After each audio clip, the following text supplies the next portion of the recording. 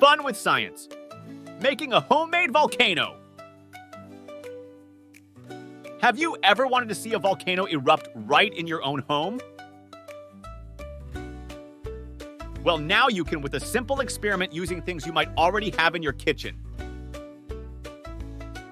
Here's what you need: a bottle or a jar, baking soda, vinegar, red food coloring, optional, but it makes the eruption look cool. Here's what to do. First, ask an adult to help you set up your experiment area.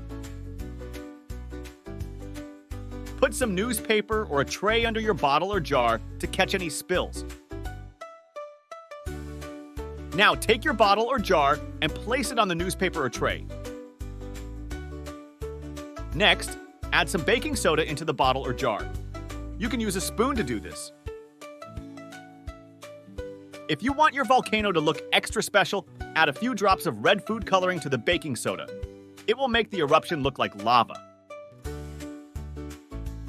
Now for the exciting part. Pour some vinegar into the bottle or jar. Watch closely as the vinegar reacts with the baking soda. It will fizz and bubble up, just like a real volcano erupting. And there you have it, your very own homemade volcano.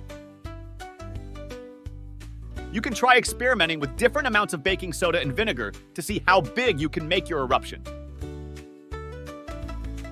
Just remember to have fun and be safe.